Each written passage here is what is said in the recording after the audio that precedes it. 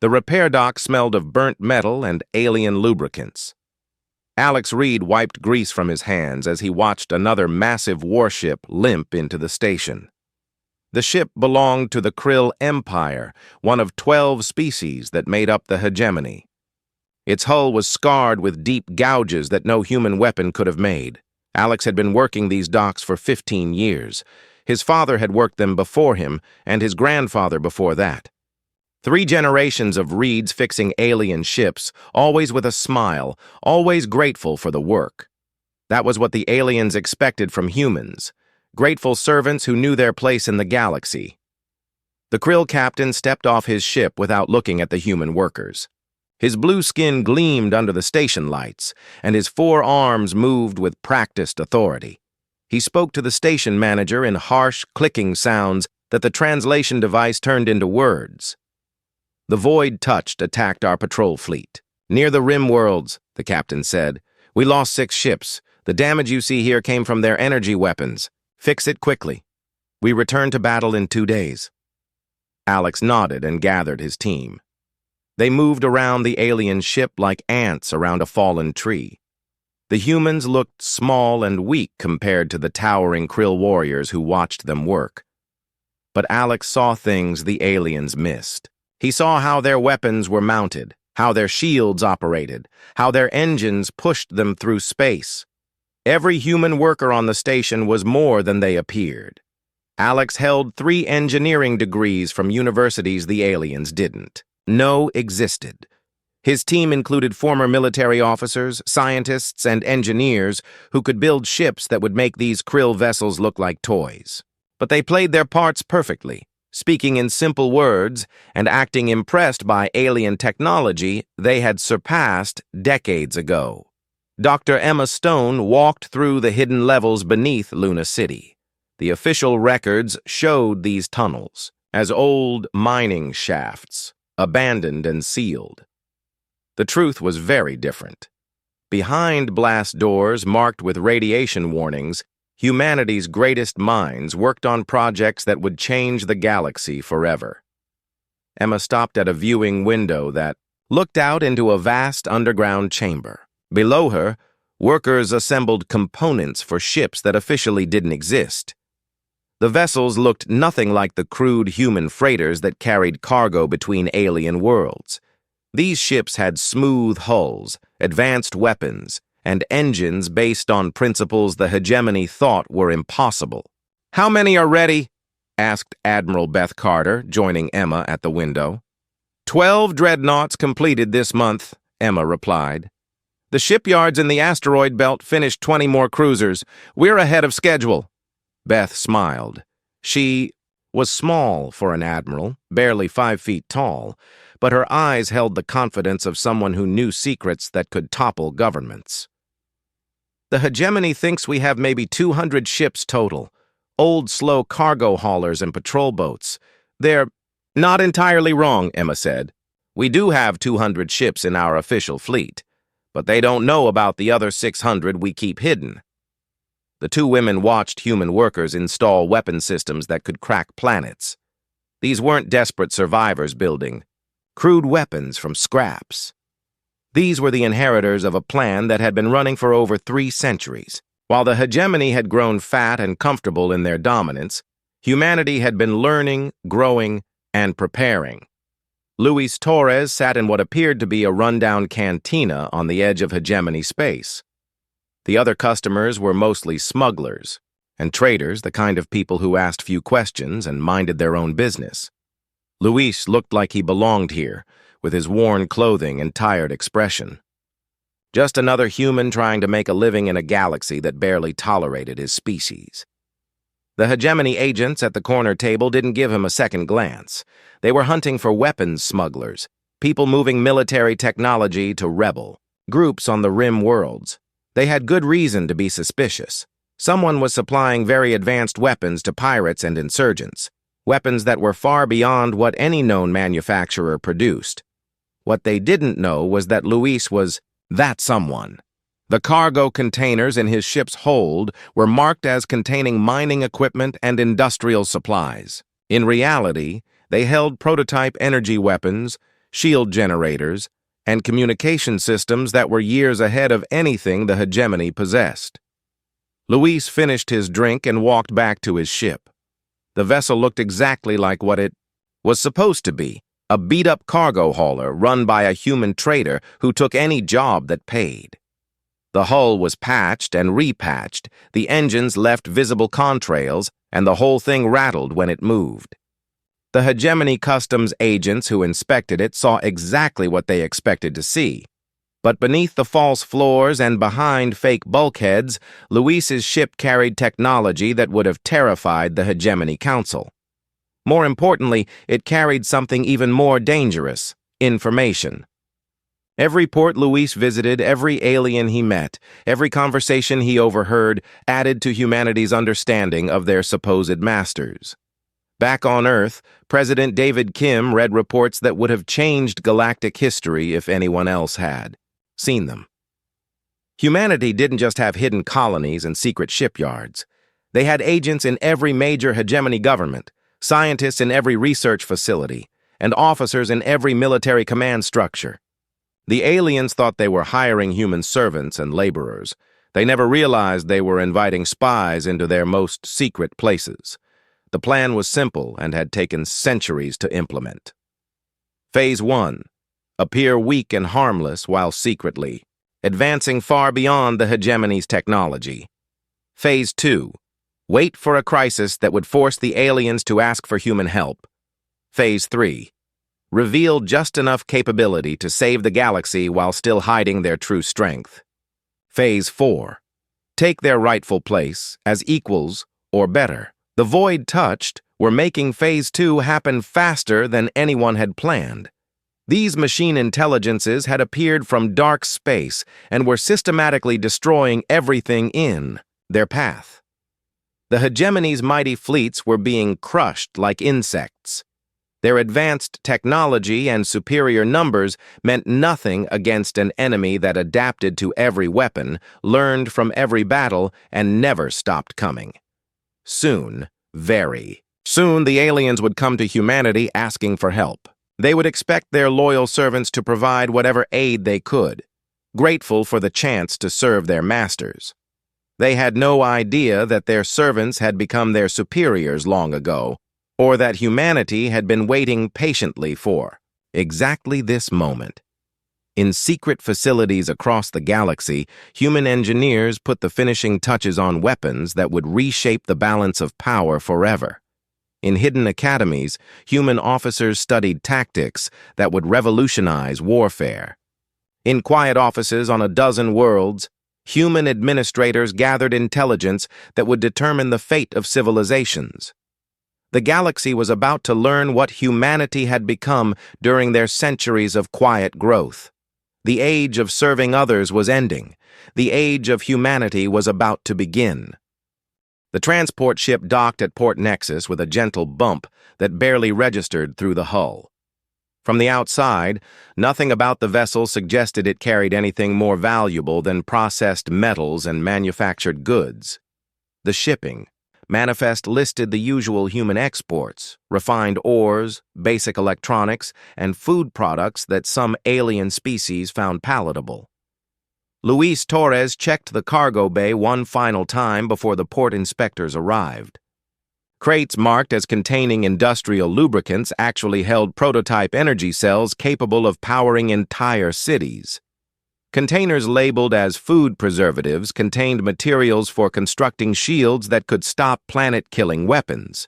Everything looked exactly as it should to anyone who didn't know where to look. The hegemony inspector was a young Krill officer who treated the inspection as routine paperwork. He scanned the cargo manifests with bored efficiency, occasionally. Opening a crate to confirm its contents matched the documentation. Luis played his part perfectly, the helpful human trader eager to please and slightly nervous about official attention. "Your species has become quite useful," the inspector commented, as he approved the cargo for transfer. "The Hegemony Council was wise to integrate humanity into our supply networks. Your people work hard and cause few problems." Luis nodded gratefully. "We appreciate the opportunities the Hegemony has given us. Humans are happy to serve. What the inspector didn't see was the real cargo being transferred through hidden passages in the station's infrastructure. While they examined fake containers in the main hold, human technicians moved the actual shipment through maintenance tunnels that officially didn't exist. The technology being distributed would eventually find its way to human colonies that the hegemony had never discovered. 3 systems away, on the forest world of Verdana, Dr. Emma Stone walked through what appeared to be a primitive human settlement. The buildings looked like something early colonists might have thrown together: basic shelters using local materials, simple farming equipment, and the kind of rough infrastructure that suggested people barely surviving on the frontier. The Krill had surveyed this world 200 years ago and determined it unsuitable for civilized species. The dense vegetation made large-scale development difficult, the local wildlife was aggressive, and the atmospheric conditions were uncomfortable for most hegemony races. When human refugees had asked permission to establish a small farming colony here, the aliens had granted it without much thought. They occasionally received reports about the settlement's progress, but never bothered to visit personally. Emma entered what looked like a storage barn, but was actually the entrance to one of humanity's most advanced research facilities. Beneath the forest floor, laboratories stretched for miles in every direction. Scientists worked on projects that pushed the boundaries of physics, engineering, and biology. The geothermal power systems that ran these facilities were completely hidden from orbital scans, disguised as natural underground formations. The new engine designs are ready for testing, reported Dr. Tom Wilson, joining Emma as she reviewed the latest research data. The efficiency improvements over our current systems are remarkable. These should give our ships a significant advantage in both speed and maneuverability. Emma studied the technical specifications on the holographic display. The engines incorporated principles that the hegemony's best scientists insisted were impossible. But then, the hegemony's scientists had never had access to the theoretical frameworks that humanity had developed during their centuries of hidden research. "How long before we can begin production?" she asked. "The manufacturing facilities in System 7 can start within 6 months. We'll have the first batch ready for installation before the year ends." Emma nodded. System 7 was one of 43 star systems that humanity had settled without hegemony knowledge or permission. Each system contained multiple worlds with thriving human populations, advanced industries, and military installations. The combined human population in these hidden colonies was over 10 billion people, nearly double the official count of humans in hegemony space. On the mining station, orbiting Kepler Prime, Alex Reed supervised repairs on another damaged hegemony warship. The battle damage was getting worse with each vessel that limped into port. The Void Touched were adapting to hegemony tactics faster than the aliens could develop new strategies. Their machine intelligence learned from each encounter, becoming more efficient and deadly with every battle. "The shield generators are completely burned out," reported Lisa Park, one of Alex's senior technicians. "The Void Touched are using some kind of energy weapon that bypasses their defensive systems entirely." Alex examined the damaged components with professional interest. The hegemony's best engineers couldn't figure out how the enemy weapons worked. But Alex had a good idea. The Void Touched were using principles similar to those incorporated in humanity's latest weapon designs. The irony wasn't lost on him. The aliens were being destroyed by technology based on concepts they had dismissed as impossible when human scientists had tried to share them decades ago. "Can we fix it?" he asked, knowing the answer already. "Not with standard replacement parts. The whole system needs to be redesigned." Lisa lowered her voice. "We could fix it properly, but that would mean using our real technology." Alex shook his head. "Not yet. Make it functional, but keep it looking like standard hegemony engineering. We're not ready to show them what we can really do." The human repair crews worked with careful precision, making the alien ships operational, again while ensuring they remained vulnerable to the same attacks that had damaged them initially. It was a delicate balance, helpful enough to maintain their useful reputation, but not so helpful that they prevented the crisis that would soon force the aliens to reveal their desperation. Admiral Beth Carter reviewed intelligence reports in her office deep within the New Geneva facility. The hidden space station was humanity's greatest achievement, a massive installation built inside a hollowed-out asteroid in the outer solar system. From the outside, it looked like any other space. Rock drifting in the void. Inside, it housed the command center for humanity's secret civilization.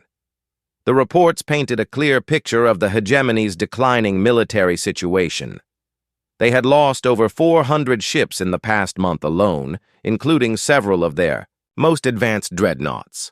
More importantly, they were running out of options. Their conventional weapons were useless against the void touched, their tactics had proven ineffective, and their allies were beginning to panic. Intelligence suggests they'll make formal contact within the next few weeks, reported Colonel James Wright, Beth's intelligence chief. Chancellor Mortek has been meeting with his advisors daily. They're discussing options for requesting human assistance.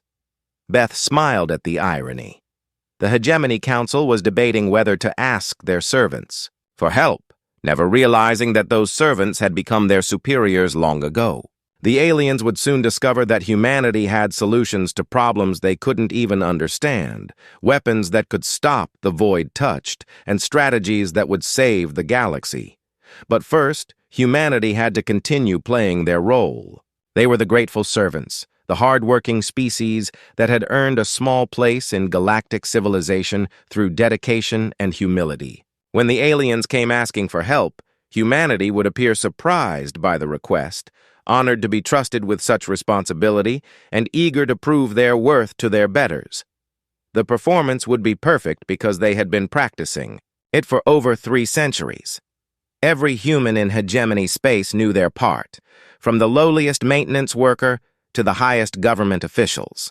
They had built a civilization in the shadows, developed technology that surpassed their masters, and spread across the galaxy like an invisible tide. Soon, the galaxy would see what humanity had become. But for now, they remained in the shadows, waiting for the moment when their secret strength would become the galaxy's salvation. The void touched had given them the perfect opportunity, and humanity would not waste it. The age of deception was almost over. The age of revelation was about to begin. Emergency klaxons screamed across Korova Prime as the largest fleet in galactic history prepared for battle. 3,000 ships from 12 different species floated in perfect formation around the system's primary star. The combined firepower represented centuries of military advancement and the collective might of the entire hegemony. Chancellor Mortek stood in the command center of his flagship, watching tactical displays that showed the approaching enemy. The void-touched fleet appeared as red dots on the screens, each one representing a machine intelligence capable of adapting to any weapon used against it. Intelligence reports estimated their numbers at just over 800 vessels, less than a third of the hegemony force. The mathematics should have been simple. 3,000 ships against 800 meant an easy victory, especially with the technological advantages the hegemony possessed. Their weapons were the most advanced in known space, their shields could deflect planet-killing energies, and their tactics had been refined through millennia of warfare. 6 hours later, the said mathematics proved meaningless. The void touched didn't fight like any enemy the hegemony had ever encountered. They learned from each weapon fired at them, adapted to every tactical maneuver, and coordinated their attacks with perfect precision. When hegemony ships tried to overwhelm them with superior numbers, the machines simply analyzed the attack patterns and developed counters in real time. The battle was over before most commanders realized they were losing. Void-touched vessels moved through the hegemony formation like sharks through a school of fish, their weapons cutting through shields and armor that should have been impenetrable. They didn't just destroy ships, they harvested them, stripping away useful technology and incorporating it into their own systems. Chancellor Mortek watched his mighty fleet die around him. The tactical displays showed friendly contacts disappearing one by one until only scattered survivors remained. His own flagship was badly damaged, its engines failing, and its weapons offline. Emergency teams worked desperately to keep life, support functioning while the ship drifted helplessly through space. President David Kim received the transmission in the Secure Communications Center beneath Luna City. The message came through diplomatic channels, encoded with security protocols that officially didn't exist. When decoded, it revealed the desperation that the hegemony had tried so hard to hide. The formal language couldn't disguise the panic, in Chancellor Mortek's words. The mighty hegemony was requesting human assistance in evacuating civilian populations from worlds in the void-touched advance path. They weren't asking for military help, not yet. But the implication was clear. The galaxy's protectors were losing badly and needed every bit of help they could get. Kim shared the message with his senior staff. Admiral Beth Carter, Dr. Emma Stone, and Intelligence Director Sarah Hayes gathered around the conference table to discuss humanity's response. On the surface, this appeared to be a routine request for humanitarian aid. Underneath, it was the moment they had been preparing for during 3 centuries of careful planning. The Hegemony Council is meeting in emergency session, Hayes reported. Our sources indicate they're discussing much more than civilian evacuations. Military commanders are pushing for full mobilization of all allied species, including humans. Dr. Stone activated a holographic display showing human military assets across the galaxy. The official numbers looked modest. 200 aging ships, basic weapons, limited manufacturing capacity. It was exactly what the hegemony expected to see from their servant species. The real numbers told a very different story. 800 combat vessels of various classes, manufacturing facilities that could outproduce most hegemony worlds, and weapon systems based on principles that the aliens still considered theoretical. But those numbers remained classified at levels that didn't officially exist. We begin Phase 2 tomorrow, Kim announced. All units are to prepare for the reveal protocols. We need to look like we're rapidly developing new capabilities in response to the crisis. Admiral Carter nodded. The first squadron is already moving into position. Their ships will look like hastily converted civilian vessels, but they'll carry enough firepower to handle anything the void-touched can deploy. The plan was elegant in its simplicity. Humanity would appear to achieve impossible technological breakthroughs, driven by desperation and necessity. The galaxy would witness human ships that seemed to improve with each battle, weapons that adapted to enemy tactics, and strategies that violated conventional military wisdom. What they wouldn't see was the centuries of preparation that made it all possible. Luis Torres led the first human squadron toward the contested border systems. His ship looked like exactly what it was supposed to be.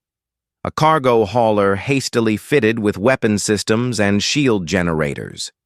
The modifications were obviously recent, with exposed conduits and external equipment pods that suggested desperate improvisation. The other vessels in his squadron maintained the same appearance: converted mining ships, repurposed passenger transports, and industrial craft that had been pressed into military service. From the outside, they looked like the kind of ragtag fleet that desperate civilians might assemble when faced with extinction. But appearances were carefully crafted deceptions. Every ship in the squadron was built specifically for this mission, designed to look primitive while incorporating technology that surpassed anything in the hegemony arsenal.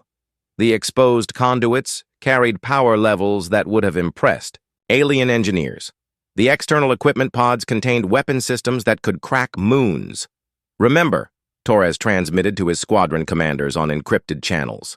We're supposed to be learning as we fight, make mistakes early, then gradually improve. The aliens need to believe we're adapting in real time.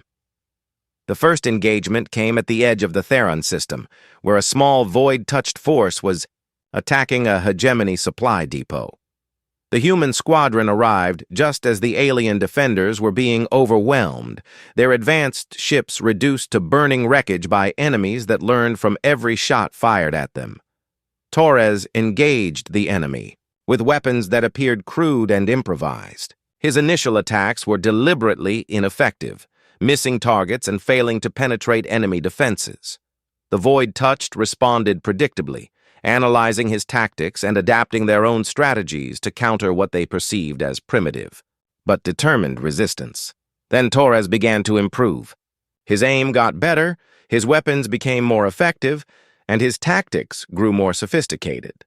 To outside observers, it looked like desperate humans learning to fight through trial and error. In reality, it was a carefully choreographed performance, designed to establish humanity's reputation as a species that could adapt and overcome impossible odds. The battle lasted 3 hours and ended with the Void-Touched force destroyed. The human squadron had taken damage that looked severe but was mostly cosmetic, created by pyrotechnic systems designed to simulate battle wounds. Torres transmitted his report to Hegemony Command, describing the engagement as a costly victory, achieved through human determination and rapid learning. Dr. Emma Stone monitored the battle from her command center on Verdana. Real-time intelligence flowed in from human agents embedded throughout Hegemony military structures, giving her a complete picture of how the aliens were reacting to humanity's first public military action in centuries. The response was exactly what they had hoped for.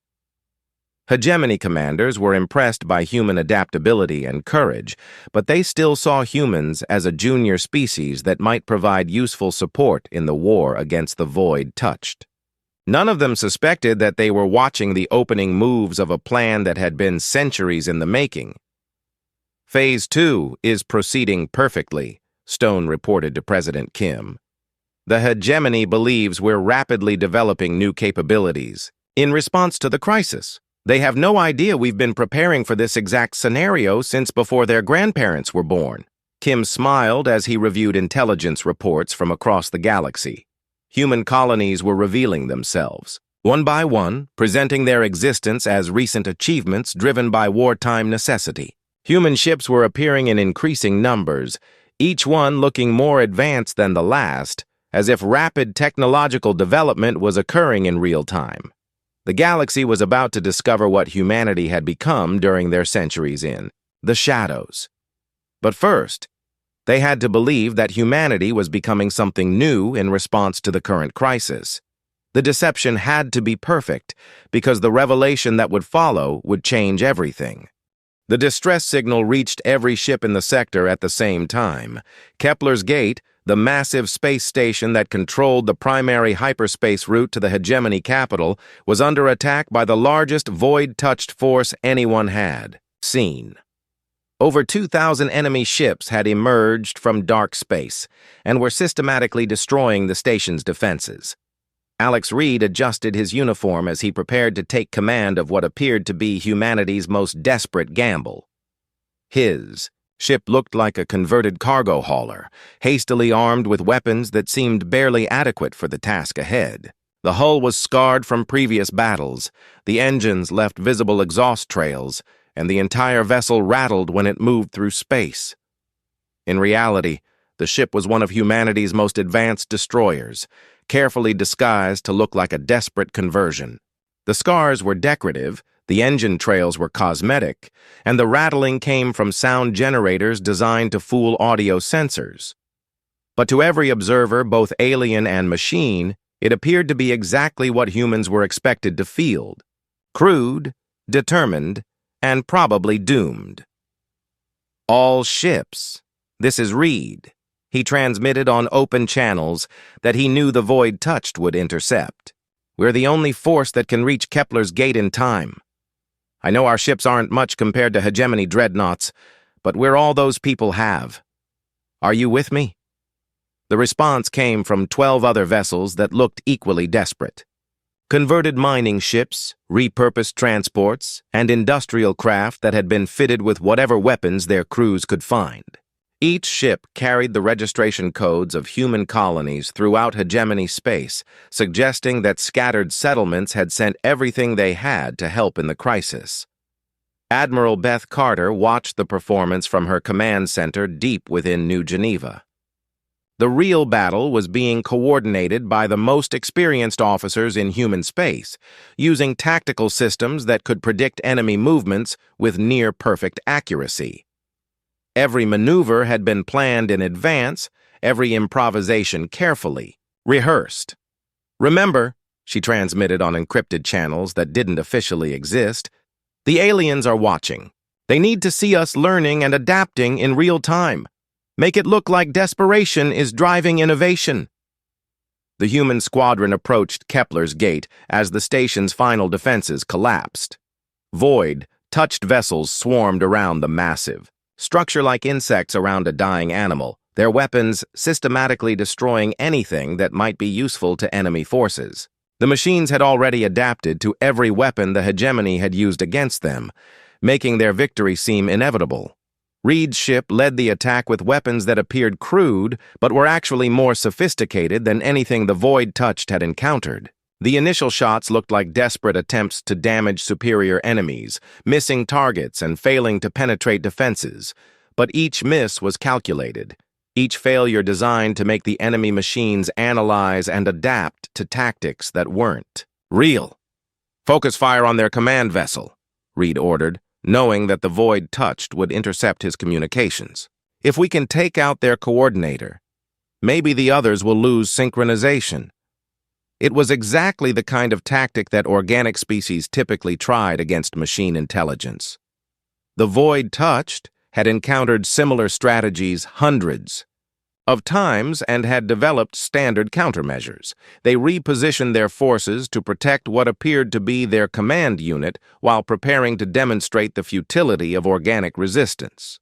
But Reed's attack wasn't following the patterns they expected.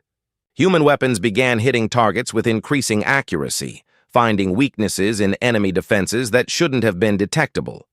When the Void touched adapted their shields to counter these attacks, human weapons changed their targeting parameters in real time.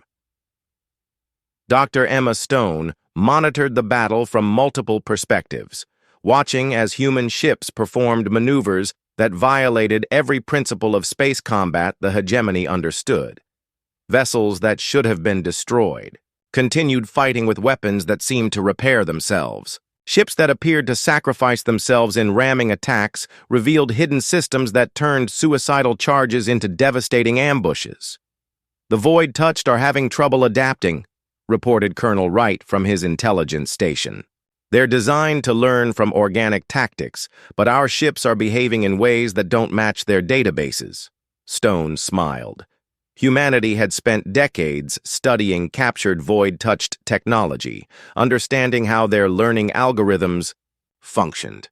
The human battle plan was specifically designed to confuse these systems, presenting tactical patterns that looked organic but followed machine logic that the enemy couldn't predict. The battle reached its climax when Reed's ship appeared to be destroyed by a concentrated enemy barrage. The vessel's hull cracked open, atmosphere vented into space, and debris scattered in all directions. To every observer, it looked like another heroic human sacrifice in a war they couldn't possibly win. Then the wreckage exploded outward in a carefully controlled detonation that revealed the truth. Reed's ship hadn't been destroyed. It had deployed a weapon system hidden within its hull. The debris that scattered through space contained thousands of micromines that attached themselves to Void-touched vessels before detonating with enough force to crack their armored hulls. "Now that's what I call rapid technological development," Reed transmitted, as his apparently destroyed ship reassembled itself from components that had never actually been damaged. "Sometimes you just have to think outside conventional parameters." Chancellor Mortek watched the battle from his damaged flagship, struggling to understand what he was seeing. Human ships were performing impossible maneuvers, using weapons that shouldn't exist, and employing tactics that violated basic principles of military science. Yet somehow, they were winning. "How are they doing this?" he asked his tactical officer. "Their ships were basic cargo haulers just months ago. Now they're out fighting enemies that destroyed our best dreadnoughts." The tactical officer studied, his instruments with confusion. "I don't know, sir. Their weapon signatures don't match anything in our databases. It's like they're inventing new technology during the battle itself." That was exactly what the hegemony was supposed to think. While alien observers struggled to comprehend what they were seeing, human ships continued their carefully choreographed performance. They appeared to learn from each exchange, improve with every engagement, and develop new capabilities in real time. The Void Touched found themselves facing an enemy that adapted faster than their own learning algorithms could process. Every tactic they tried was countered by innovations that seemed to come from nowhere. When they attempted to retreat and regroup, human ships pursued them with weapons that somehow predicted their escape routes. Luis Torres commanded one of the squadron's most obvious conversions, a mining ship that looked like it had been fitted with military hardware in someone's garage. His vessel moved with the ungainly motion expected of civilian craft pressed into military service, but its weapons struck with precision that would have impressed professional gunners. "Target their propulsion systems," he transmitted to his squadron. "If we can strand a few of their ships, maybe we can figure out how their technology works." It was exactly the kind of comment that human commanders were expected to make, showing their species' reputation for practical problem-solving. The Void Touched intercepted the transmission and adjusted their tactics accordingly, positioning their damaged vessels to prevent capture while continuing their attack on the remaining human ships. But Torres wasn't trying to capture enemy technology. He was setting up the final phase of the deception. His apparently desperate attack on enemy propulsion systems was actually a precisely planned maneuver designed to position Void-Touched vessels exactly where humanity wanted them. The battle ended when human ships revealed weapon systems that seemed to materialize from nowhere. Compartments that had appeared empty suddenly opened to deploy devices that fired energy beams capable of slicing through the strongest armor. Ships that looked damaged beyond repair demonstrated that their wounds were actually camouflaged weapon ports.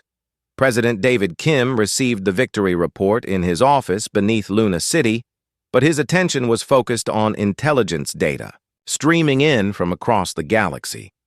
The Battle of Kepler's Gate had been broadcast on every major communication network, and the reaction was exactly what humanity had hoped for. Hegemony military commanders were amazed by human adaptability and innovation. Political leaders were impressed by humanity's courage and determination.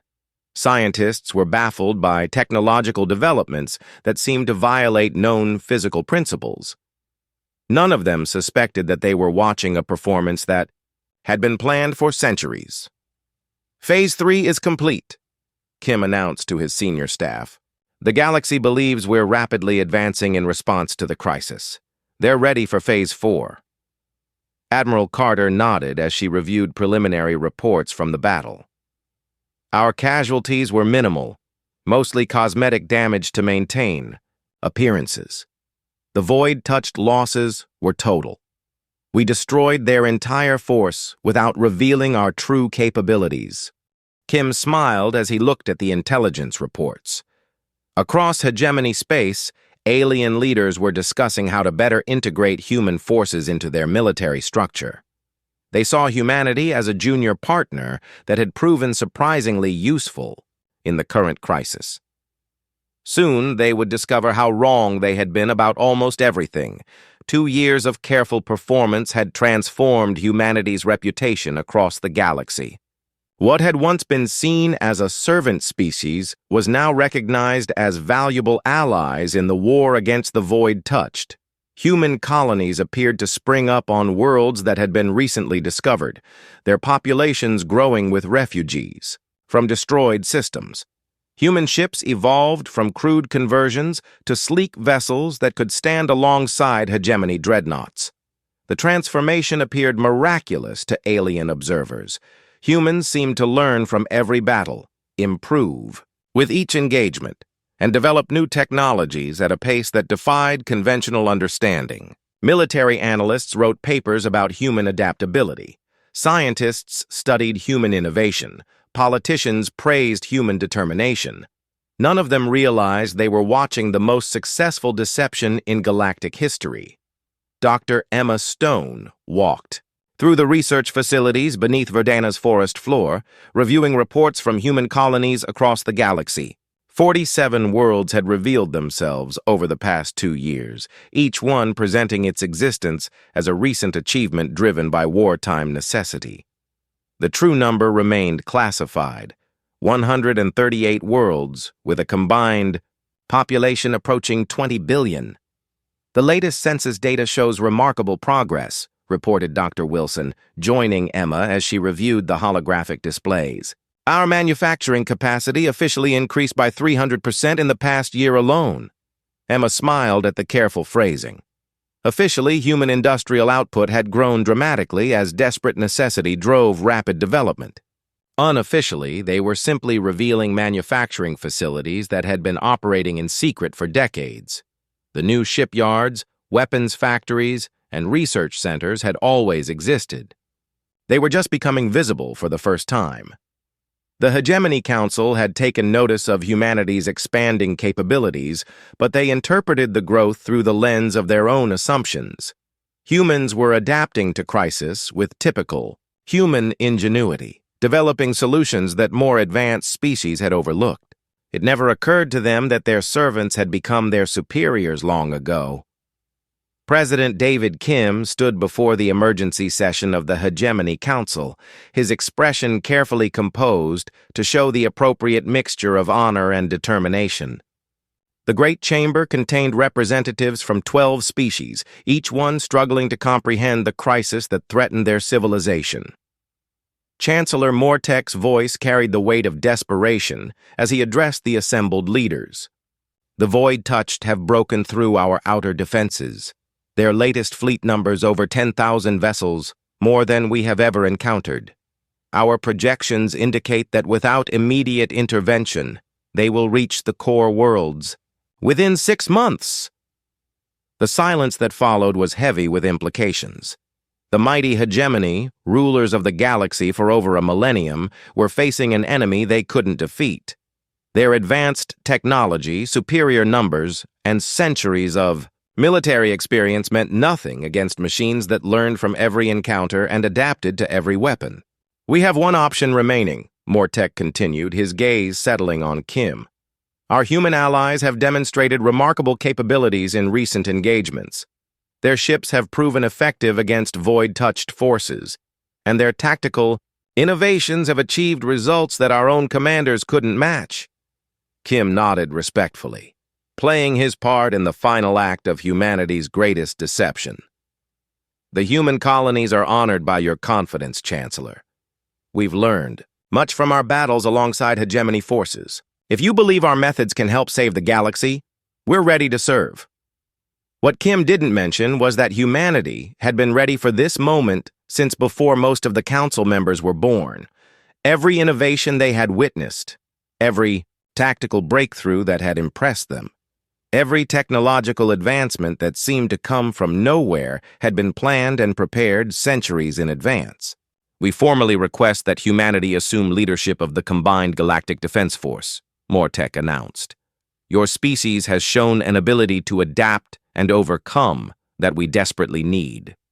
The formal vote was unanimous. 12 species that had once considered humans barely worthy of notice were now placing their survival in human hands. The irony was almost too perfect to be real, but Kim accepted the responsibility with appropriate gravity. We won't let the galaxy down, he promised, knowing that he was speaking the absolute truth. Admiral Beth Carter received the authorization codes that officially placed her in command of the largest military force in galactic history. 3,000 Hegemony vessels, representing the combined might of 12 civilizations, were now under human command. What the aliens didn't know was that they were also under the protection of forces they couldn't imagine. The final phase of the plan required perfect timing and flawless execution. Humanity would reveal their true capabilities in a way that looked like a desperate last gambit, a final roll of the dice by a species that had run out of other options. The galaxy would witness the emergence of human dreadnoughts that had supposedly been built in secret during the crisis, weapons that had allegedly been developed through rapid innovation and tactics that appeared to be the product of desperate inspiration. Carter stood in the command center of New Geneva, watching displays that showed the true scope of human military power. 800 combat vessels of various classes waited in hidden positions throughout the solar system. Manufacturing facilities that officially didn't exist had been producing weapons and equipment for decades. Research stations that appeared to be recent constructions had been developing advanced technology since before the current crisis began. "All units are in position," reported Colonel Wright. "The void-touched fleet will reach the outer system in approximately 6 hours. We're ready to begin the final deception." The enemy force that emerged from hyperspace was indeed massive. Over 10,000 vessels arranged in perfect formation, their machine intelligence coordinating movements with precision that no organic force could match. They had learned from every previous engagement, adapted to every weapon used against them, and evolved countermeasures for every tactic the galaxy had employed. But they had never faced humanity's true capabilities. The battle for Earth began as the void touched expected. Human ships that looked like hasty conversions moved to intercept them, supported by hegemony vessels that deployed in conventional defensive formations. The initial exchanges followed predictable patterns, with organic forces using tactics that the machines had encountered hundreds of times before. Then everything changed. Alex Reed commanded what appeared to be humanity's flagship, a vessel that looked like it had been assembled from spare parts and desperate hope. The ship moved awkwardly through space, its weapons firing with accuracy that seemed barely adequate for the task at hand. To every observer, it appeared to be exactly what humans were expected to contribute: determination in the face of impossible odds. The truth was very different. Reed's ship was one of 12 dreadnoughts that humanity had been building in secret for over 50 years. Its awkward movement was carefully choreographed, its apparent weaknesses were deliberate deceptions, and its crude appearance concealed technology that would have amazed the galaxy's greatest scientists. "All human vessels, this is Reed," he transmitted on open channels. "We've got one chance to save the galaxy. Everything we've learned, every innovation we've developed, every sacrifice we've made has led to this moment. Don't hold anything back." The response came from ships throughout the solar system, vessels that had been hidden in asteroid fields, behind planetary shields, and within the shadows of gas giant moons. To alien observers, it looked like humanity was revealing secret weapons they had developed during the crisis. In reality, they were unveiling the result of centuries of careful preparation. Luis Torres piloted one of the vessels emerging from behind Luna, his ship shedding its disguise as it accelerated toward the enemy formation. The crude external modifications fell away to reveal sleek hull lines and weapon ports that glowed with barely contained energy. What had appeared to be a converted cargo hauler was actually a heavy cruiser capable of engaging multiple enemy dreadnoughts simultaneously. "Target their command networks," Torres transmitted to his squadron. "If we can disrupt their coordination, maybe we can turn their numbers against them." It was exactly the kind of innovative thinking that aliens had come to expect from humans, but the execution was far beyond anything they could have imagined. Human weapons struck with precision that seemed impossible, finding weaknesses in enemy systems that shouldn't have been detectable. When void-touched vessels tried to adapt, human tactics shifted in ways that confused their learning algorithms. Dr. Emma Stone monitored the battle from multiple perspectives, coordinating the reveal of technologies that would reshape galactic civilization. Manufacturing facilities that had been hidden beneath planetary surfaces emerged into view, their production lines creating weapons and ships in real time. Research stations that appeared to be recent constructions began transmitting scientific data that advanced multiple fields of study by centuries. Phase 4 is proceeding perfectly, she reported to President Kim. The hegemony observers are recording everything. They'll have complete documentation of our capabilities when this is over. The battle reached its climax when Admiral Carter gave the order that would change galactic history forever. Hidden installations throughout the solar system powered up weapons that had been disguised as mining equipment, communication arrays, and industrial facilities. What the aliens had dismissed as human infrastructure was actually the most advanced defensive network ever constructed. The final revelation came when Earth's moon split open like a flower, revealing the massive shipyards that had been concealed. Within its hollow core, hundreds of human dreadnoughts emerged into space, their hulls gleaming with technology that made hegemony vessels look primitive by comparison. These weren't desperate conversions or hasty constructions. They were the products of centuries of advancement by a civilization that had hidden its true nature behind a mask of servitude. Chancellor Mortek watched from his flagship as the tide of battle turned completely. Human ships moved with coordination that exceeded machine precision, used weapons that violated known physical principles, and employed tactics that seemed to come from an entirely different understanding of warfare. The void touched, for the first time in their existence, were completely outmatched. "How is this possible?" he asked his tactical officer, but the alien could only stare at his instruments in confusion.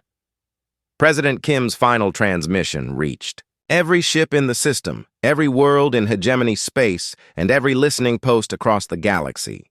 His words were simple, direct, and would be remembered long after the current crisis was forgotten. "Citizens of the galaxy," he began, his voice carrying the quiet confidence of someone who had waited centuries to speak these words. "We are not your servants. We never were. We are humanity, and we have been waiting for you to be worthy of the truth. Today, we stand as equals. Tomorrow, perhaps you'll understand that you were never our superiors. You were simply louder about your achievements." The void-touched fleet was destroyed in less than an hour, their machine intelligence unable to adapt to weapons and tactics that operated on principles they couldn't comprehend. As the last enemy vessel disappeared in a burst of energy, the galaxy found itself facing a new reality. Humanity had emerged from the shadows, not as desperate survivors who had achieved impossible breakthroughs, but as the inheritors of a plan that had been 4 centuries in the making.